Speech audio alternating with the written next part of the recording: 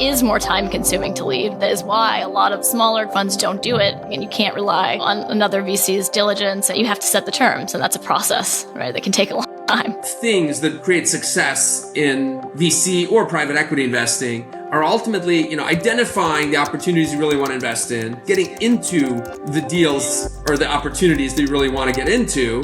And then the third part is, how do you make the company very successful?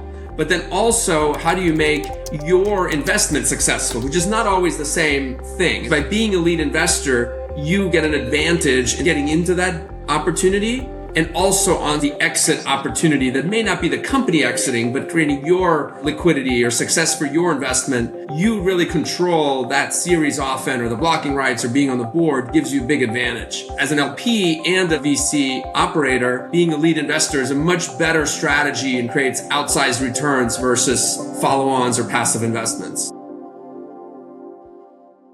Hello, everybody. I'm Paige Soya, the managing partner of K Street Capital. And this season is all about inside baseball in venture capital. So today's episode is going to be about why some VCs lead and some follow. And I know this is a very hot topic for a lot of VCs and also for founders who've gone through this fundraising experience. And we have with us Mark Volchek at Las Olas Ventures, who's one of our longtime co-investors and has a lot to say on this topic. And I think you're on Fund 3 now, right? So been through a lot of these different different types of deals. So before we start, you just introduce yourself and share a little bit about your background, both before the funds and today as a VC.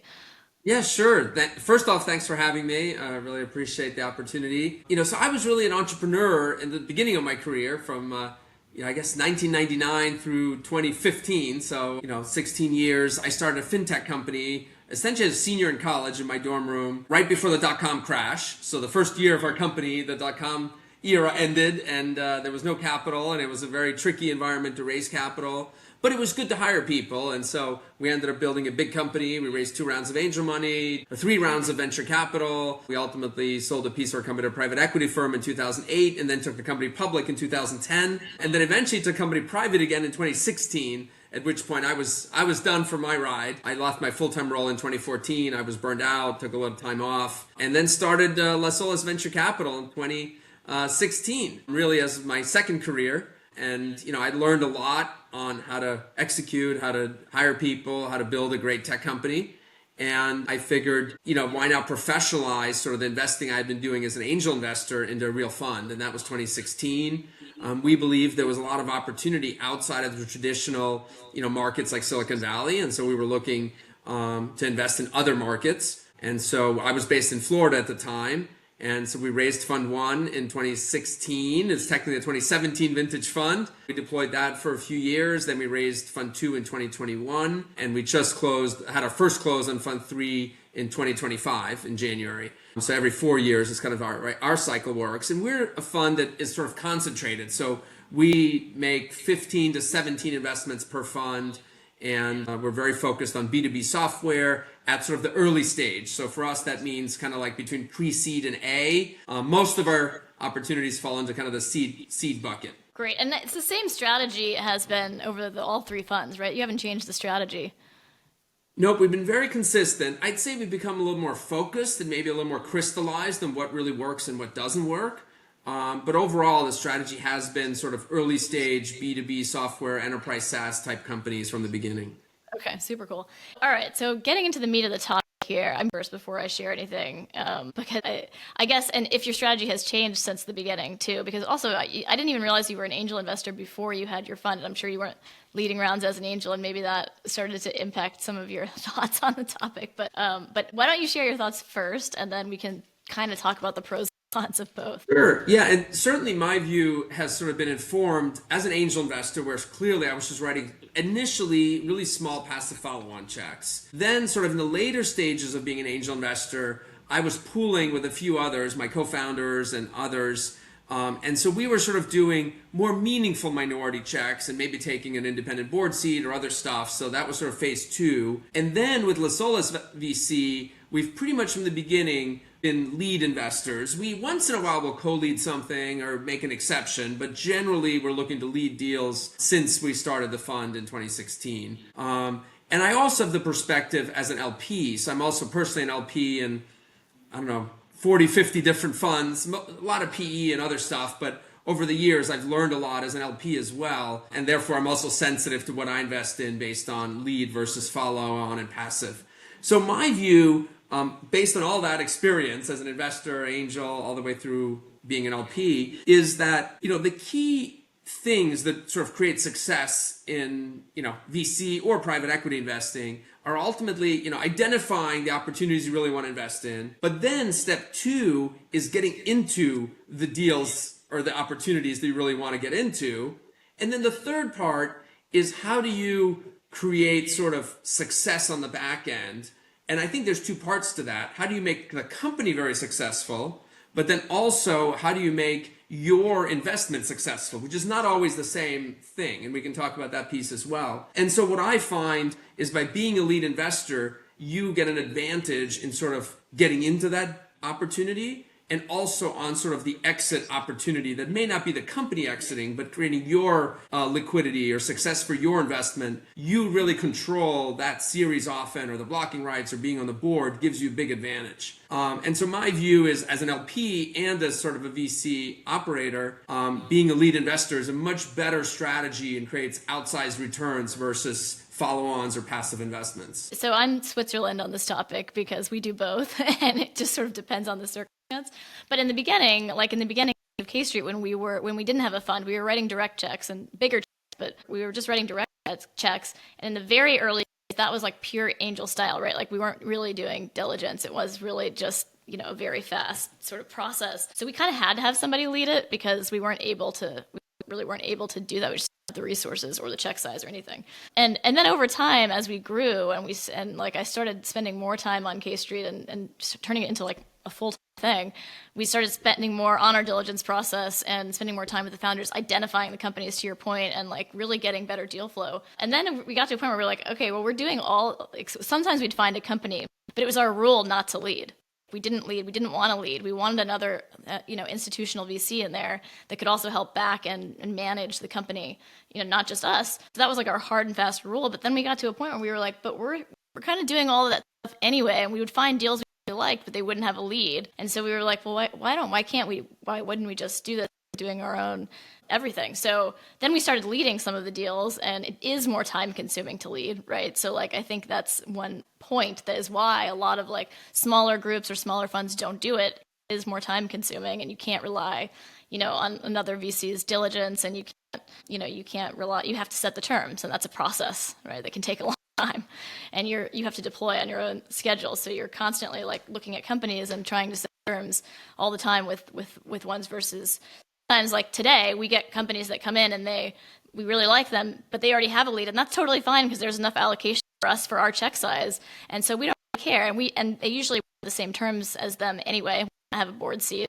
We, as the size of firm that we are, we can't have a board seat on every company we invest in. So I'd be curious how you guys manage that. But that's part of the reason why we're like sometimes we're always looking for the best deal to make the most amount of money, and that's our job, right? To your point. So whatever company is, whether we're leading it or we're following or co-leading, we just want to ensure that that's the case, I guess.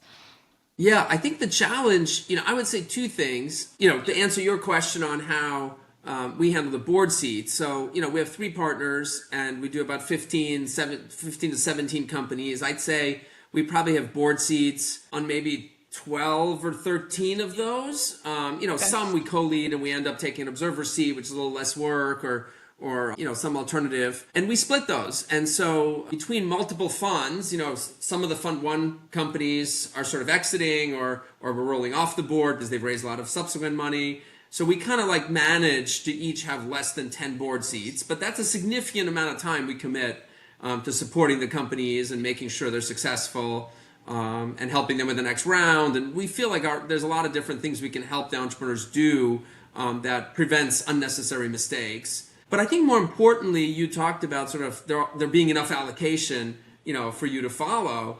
And I think that I've seen has been very, very tricky, particularly as the successful funds are getting bigger. I mean, we see that, our first fund was about 30 million, our second fund is 50 million, our third fund target is 75 million, that we've tried to take bigger pieces of the round. So we're still trying to invest at the same stage. So the rounds are still kind of like 3 to 5 million, but now we're writing checks up to 3 million. So in some cases, we can take most of the round, and the best entrepreneurs already have follow-on funding lined up. So by the time we issue a term sheet, often the entire round is spoken for, maybe even oversubscribed, which basically doesn't leave any room for passive investors to join the round unless they've already been in there or have some in beforehand, which I think makes it really hard. So I believe as an LP that funds that only follow on end up seeing negative selection and don't get into the best deals, because the best opportunities are the ones that are oversubscribed, and the ones that have a lot of allocation available are maybe not the best opportunities. And so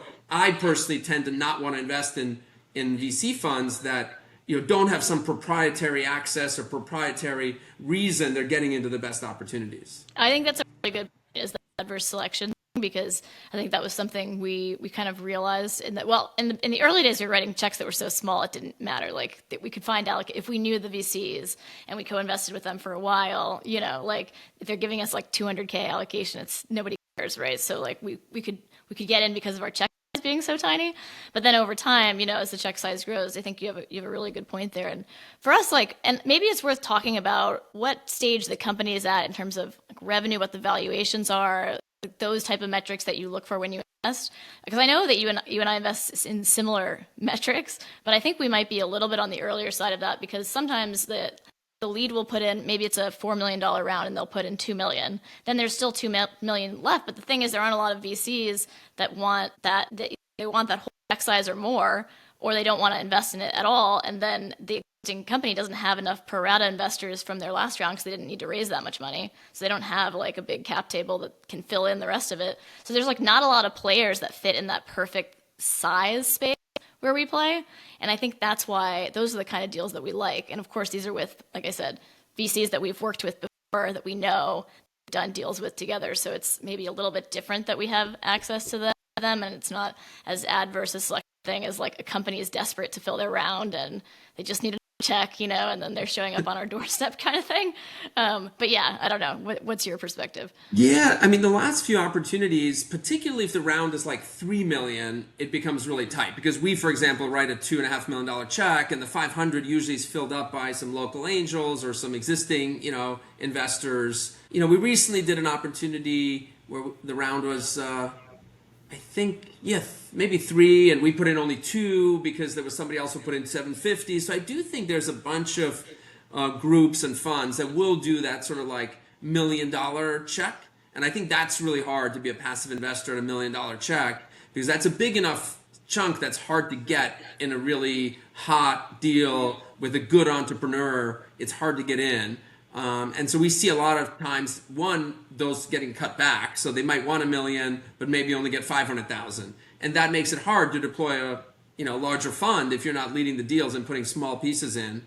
I think the other piece that I didn't mention earlier is, not only the advantage of being on the board and being able to, help the company, but also identify opportunities for potential secondary exits and other things to make your investment successful. There's also sort of major investor rights, which we haven't talked about yet, which are important, and not necessarily just for lead investors, but it's really for major investors. And that we see is becoming more and more valuable. We just had a company, one of our great Fund 2 portfolio companies, go through a Series B fundraising process. And essentially it's, one of our best companies. There was lots and lots of interest. They got more than a dozen term sheets for all great terms, but there was very little room for pro rata. So the reality is only the 4 major investors that were already on the cap table that had meaningful investments at this stage are getting most of their pro rata. Even we don't get our full pro rata, and no one else is going to get anything, even though they just want 100 or 200. There's just no room. And when you start cutting back the major investors, no one's going to find room for anybody. And I think that's a real problem for folks. Some people wrote $250,000 checks in the seed, and they're getting squeezed out of the pro rata and the A and B. And so I think that's one of the other issues, that a lot of VCs believe you make a lot of money by following on to your best companies, but if you can't, then you lose that opportunity. Yeah, I think that's exactly right, and I think it's very check size dependent. But to your point, like being a major investor, it almost matters more in a lot of cases than being a lead investor. If you can get those major investors without being a lead investor, maybe you don't have a board seat, but you're kind of like at least in that group of investors, and you get that access.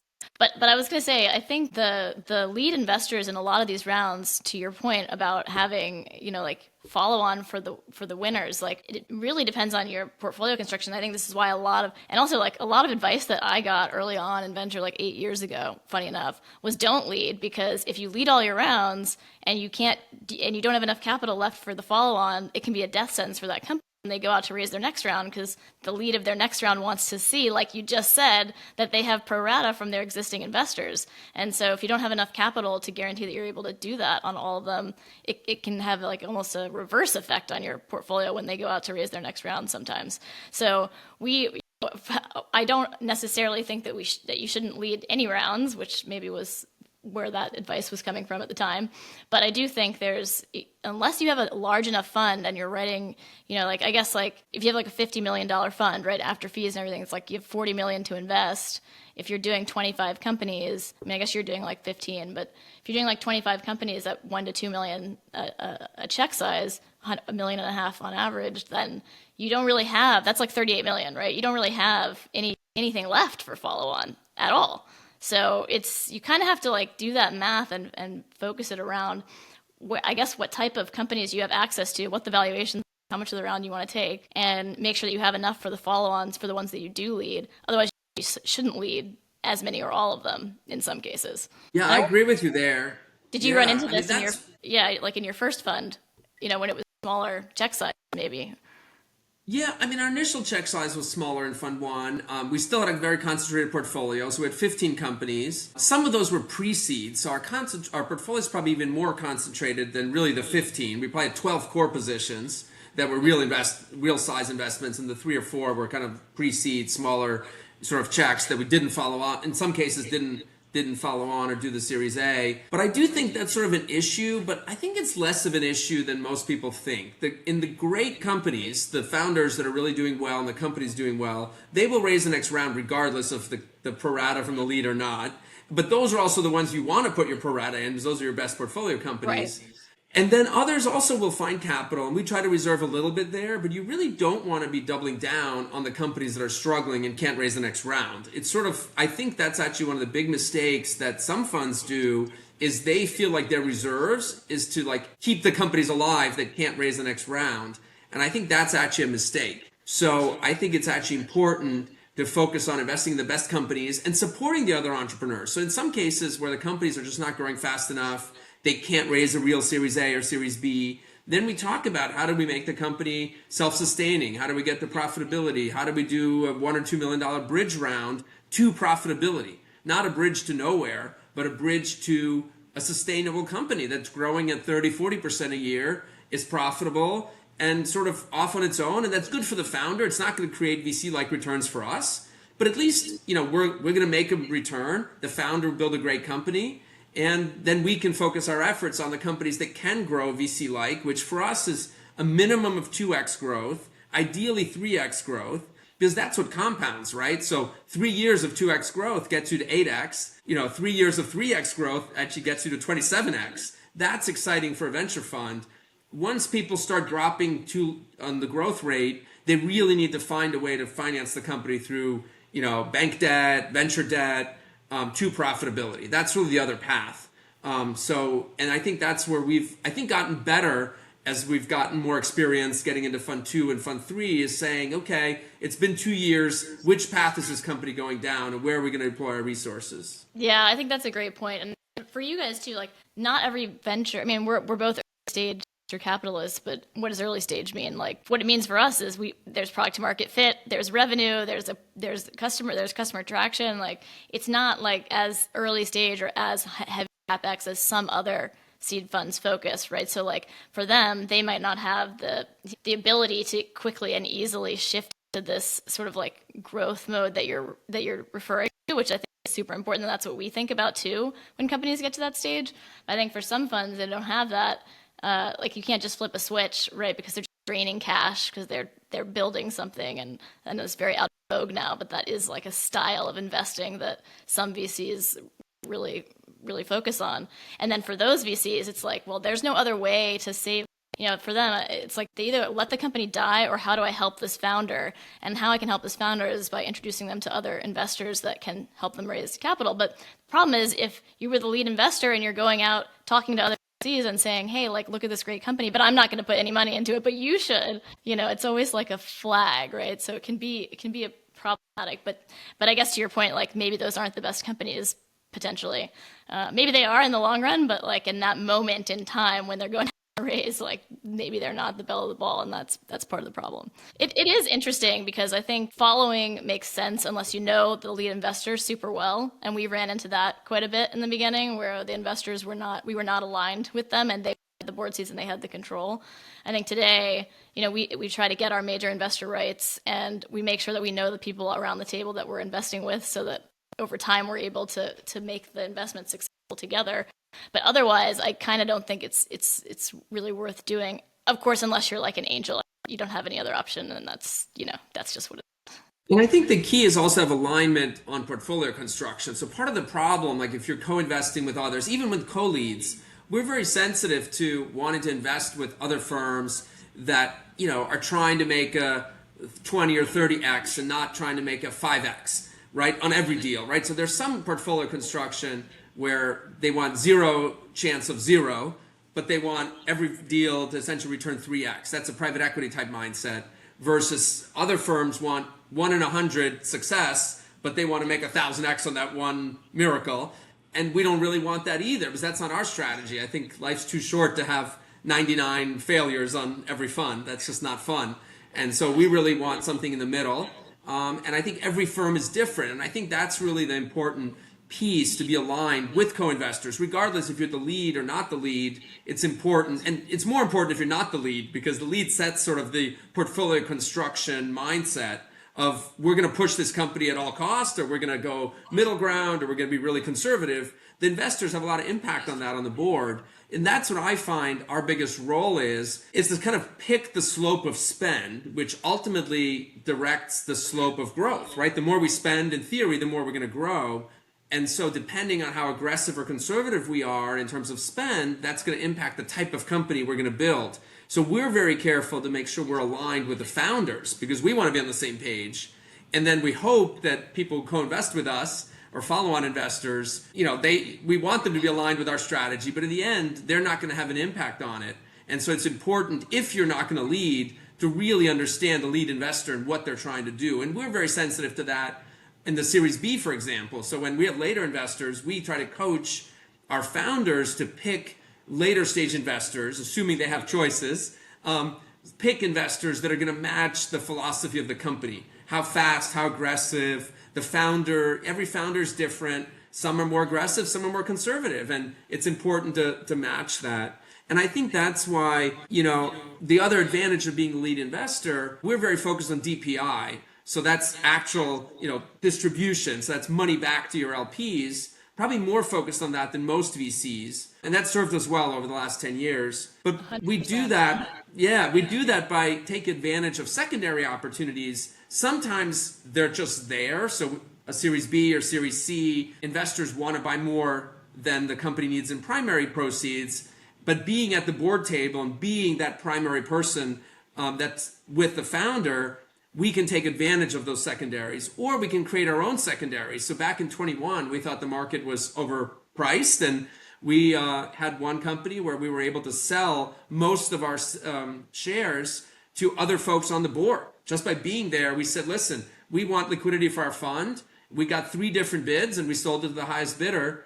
And that was only possible because we were at the table, and we knew the people, and we knew who had demand. And so I think that's an important piece. Again, many VC firms are sort of investing and hoping for potential IPO 10 years later. Our strategy is a little bit more sort of controlled in the sense that we want to invest early. And then once we get to that 20, 30x, we'd like to take a little bit of money off the table and start returning, money to our LPs, which I think is an important piece. And I think many funds will start realizing that returning funds to LPs is a good thing. So it's the only thing. It's the only thing really in the long run.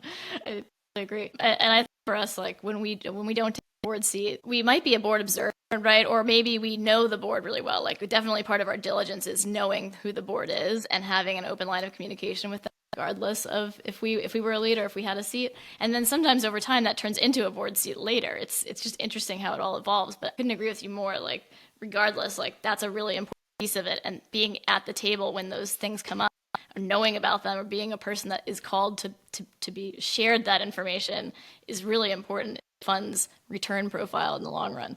But I also wanted to ask you, so this is a question that comes up a lot, that we hear about a lot with founders, where they go to a VC and the VC says, oh, that's great, come back to us with a term sheet.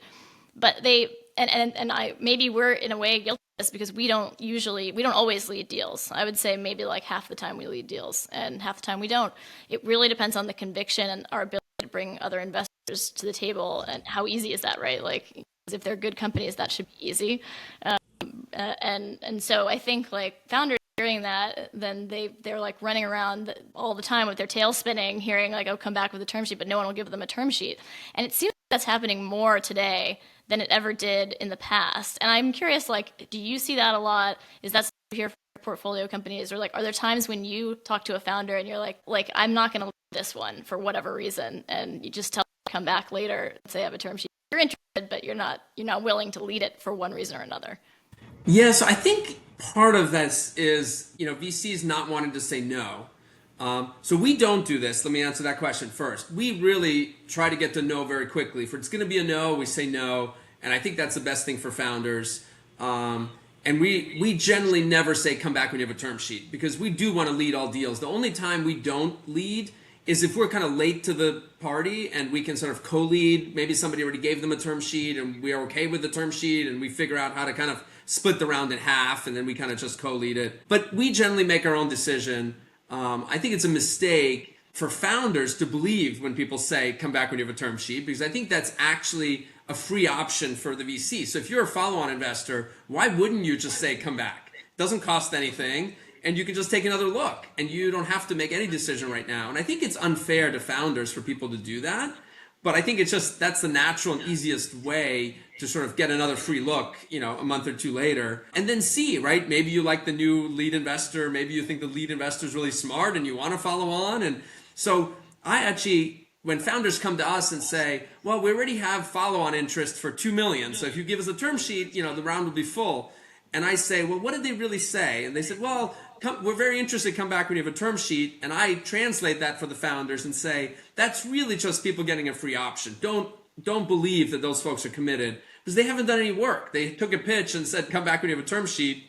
That's not worth much. And so I think founders should be educated that really they got to find a lead investor first, because nobody's going to make a follow-on commitment without knowing the terms, without knowing the lead investor. There's a lot of pieces there. So it's good to collect people who are interested, but don't count those as investors until you sort of go back with the actual term sheet. Yeah, exactly. And I mean, in some cases, like there's a good reason for saying that, which is like if the founder comes to you and they raise on a really high valuation and a big round, and your check size can't lead that round, right? It's not I can't write a big enough check to lead this round. I'd love to, but you don't want the terms that I want, and so we can't do it. So go find somebody else to do it, and then I'm interested, and then I can put my check size in, right? But that's kind of the only scenario when that really makes sense. I mean, we're very disciplined on valuation. So that's another thing we've learned, is we really want to have a meaningful stake in the companies. And so since we're mostly investing, 2 to 3 million, to give you an idea, in Fund 2, our initial check size was really 1.5 to 2.5 million. And therefore, the highest post-money valuation that we invested in was 22 million, which at that check size gives us a little north of 10%. But most of our, investments were kind of in the teens, right? So pre-monies of, 6, 8, 10, 12, depending on the stage, and post-monies mostly sub 20. There's only one opportunity we invested in at 22 post. That was the only one over 20 for Fund 2. So that basically, if someone's coming to us raising 10 million at 30, 40, it's just not for us, and we just say no. That's the easiest pass we have, and it takes very little time. If we ask people how much they're raising, if it's more than 6 or 7 million, that's an immediate no, and that's an easy way to sort of sort out, because we get over 3,000 or 4,000 opportunities a year that we have to sort down to 4 or 5 we ultimately invest in. So wrong stage, wrong check size, that's a really easy no, and gets us down to, maybe less than 1,000 by the time we make the easy no's. Yeah. I mean, I think it's a rare case in the sense that like for us, for us, it's like the valuation, believe it or not, sometimes could be as low as 1 million if it's like a recap situation. Like we've done a few like that, but usually it's like from 5 million to 15 million, I would say. But if there's a reason for it to be 25 or 30 million, we wouldn't not do those deals. We just don't want to lead them because we're not comfortable doing that. That's just not our focus, right? That's not our wheelhouse. And it's important for founders to know that going into it, and I think that they can change your mind along the way sometimes, but it's really important to just understand like most VCs that are good VCs are going to stick to their own guardrails, and that's how they're going to always operate. So that's important. Okay, so I want to switch gears and ask you a couple of questions. Our usual inside baseball question. So like, what's the most interesting thing that you've learned about the venture capital industry? Yeah, I think the most important thing that I wish I had known more as an entrepreneur in my first half of my career is that each venture firm is really unique in their approach. So this is a good and bad thing. On the bad side, most VCs will not invest in your business because there's not a fit. The good news is that there's so many different types of VCs and strategies that hopefully somebody's firm will fit, what you need. But like your last comment in terms of like check sizes or trying to change people's mind on what they want to do, that really doesn't work. So venture firms raise capital from their LPs with a thesis. So they're saying that in our case, we invest in B2B software, at the early stage. So pre-seed to A, our average initial check size is for this fund, call it 1.5 to 3 million. So that's what we told LPs. So it's really hard to change our mind. And if you have a hardware business, we're probably not going to invest in it. And people tell me, well, you're going to make a lot of money and and I say, but that's just not what we invest in. And it's really a waste of entrepreneurs' time. So what I now really suggest to people is rather than try to go out to 500 VCs and mail everybody under the sun your business plan and your deck, and really focus on finding 50 that are really good fit for you in terms of check size, in terms of geography. Like we have our screening criteria on our website. So, check size, traction, revenue traction, geography. So we don't invest in California. So if you're based in California, it's just not going to be a fit. And often I'll ask people where they're based and they don't want to answer the question. I already know that means they're not a fit. But that's not a way you establish trust. You really got to get through the screening criteria. And getting people to change their mind is not going to happen. And the portfolio construction we talked about earlier is also something that founders completely don't understand. And I didn't understand when I was an entrepreneur. But it's really important.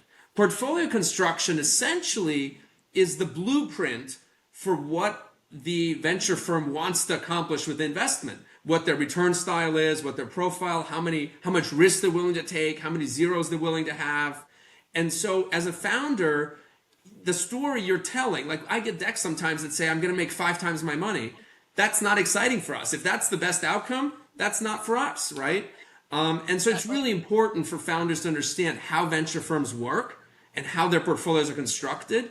And I think it's okay to ask people. Like I think on an intro call, after your pitch, all VCs generally give you an opportunity to ask questions. I would ask, can you tell me a little bit more about how you think about portfolio construction and how much risk you want to take in your portfolio? And 1, you'll look really smart. And 2, I think you'll get a lot of very interesting information. I've been asking that question on behalf of our portfolio companies that are raising a Series B. And it's very interesting what people tell me in those calls. And I've been learning a lot about other people's strategy that way. Yeah, it is super interesting. It is a great question, I think, for a founder to ask when they're fundraising. It's just like, like what's the check size? How many companies are you going to invest in? How many do you have left to invest in? Because that kind of matters. That changes the way that you might be thinking about those last few, deals, like with their portfolio construction. Maybe they did 10 or 15 that met one criteria and they have a few left that they need to do in the other criteria. And that's something they can convey to the founder. And, again, like your point, you're not going to change their mind. So like, that's just what it is. So it may not be a fit. But figuring that out sooner, is a lot better than having 5 calls and then figuring it out at the end when it doesn't really make any sense anymore. So yeah, I think that's really good advice. We recommend the same thing. Like pick 25 to 50 funds, like do your research and figure out those ones. You may not be able to figure out their portfolio construction without talking to them, but but you can get enough from their website, or anyone that has, if you can know another founder that got investment from them, or however you're getting introduced, like, find that, create that target list, and go from there. And I think that just saves a ton of time. Actually, we did a podcast. Our first episode that we just launched of season 3 was with Basil at User Interviews, and he talking about that exact strategy too. So I think it's just an echo chamber in here, but it is a really good way to approach the fundraise. And then, what would you say is your biggest failure, and what did you learn from it? Yeah, so I think, in a more generalized way, because I don't want to talk any specific ones, I think the pattern we've started to see is the companies that didn't go great, right? I think most of the companies we're still trying to coach to be okay, so outcomes where the founder can, make some meaningful wealth and we still get some return. But those that don't, grow at venture scale and really take off, it's almost always around the team. So if I think about some specific things, you have a solo founder and just can't hire a real executive team around, themselves. That's one criteria that we see over and over now in our portfolio as we look back over the last 10 years. And unfortunately, it's very hard to diligence that during the process, right? You have an early stage company, it's a small team, but it actually becomes pretty obvious within a year or two after the initial investment, because people raise $3 or $4 million. The first thing they're going to do is staff up their team. And when you start seeing struggle there and turnover on the employee base, that's really, we've seen red flags. And I think what we've learned there is that you can actually help. So I think we should have intervened sooner in some of these cases and sat down with the founder and said, listen, this is a problem. Let's bring on maybe a CEO for your business, or maybe a COO as a founder, like a after the fact co-founder, or somebody that can really help you. Because most of those founders are brilliant in some very narrow expertise that will be a big success if you can pair them with somebody who can operationalize that. And I think that's the challenge, where I think in some cases we just did that too slowly because we really invest in founders and believe in the founders. But I think even in my case, when I started my business, 2 years in, my co-founder and I said, listen, we're both 22 years old. We need some help. And we brought in Dean, who's now my partner in the venture fund, as our professional CEO, and almost like another founder, to help us build the business. And he stayed with us 9 years through the IPO, and then he retired. Miles and I took over running the public company. But that was really essential. I think without that, and we hired a lot of senior execs that were twice our age and a lot more experience. And that was really the key to success. And I think I've seen that over and over now in our portfolio, is not building a great team is almost always sort of the underlying problem that manifests itself in many different ways. But that's what I think we've learned there.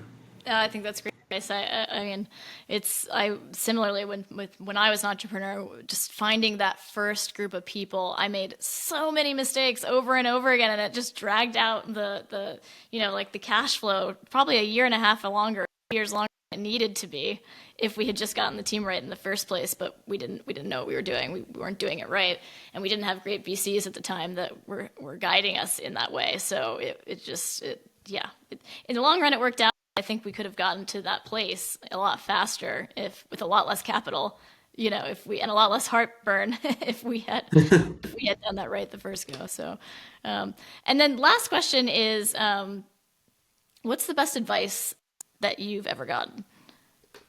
Yeah, I mean, I think, when we started the venture fund, we went to a lot of our, VCs we knew and a lot of our mentors and advisors. And I think the consistent message we got is to really focus on the people we invest in. And I think that's really the same advice, we in some ways give our founders, like as I just talked about, is building the team, is it's really about people. So and I would say for us, it's the people we hire to join our team at the venture fund, and it's the people we invest in. Because ultimately, every business plan we look at, every deck has some home run scenario, right? And so the question that we're really looking for is, can the founder, can they pull off what they're saying that they're going to do, right? And that's really a question about the people and the team. Can they do what they say they're going to do? Have they done what they said they were going to do is one of the predictors to that. And so that's how we look at, where have they gotten with the resources they have, But in the end, it's all about evaluating the team, because a great team can change their model a little bit. They can change the pricing. They can change a lot of things about the business in the early days. But it's really hard to change a team. And we generally are investing in the founders and, the business as it is. And so I think that's really been the right advice. And we've tried to follow that. It's difficult sometimes because you get very focused and excited about the opportunity or the market. But in the end, if you don't have the right team, then it's just not going to work. Yeah. And I think that's good advice we were talking about this earlier, but the life in general, right? But especially in venture, especially in early stage venture, like the team, it matters more than any other factor in the success of the business. It's super important. But also, the team, the people that you interact with, the people that you introduce them to, the people that guide them and give them advice, the VCs around the table, who those board members are, all of that stuff really matters in the success of a venture fund or of a company. Ultimately, you can see a board destroy a perfectly good company, like we've seen before, right? And it could have not happened if different people. I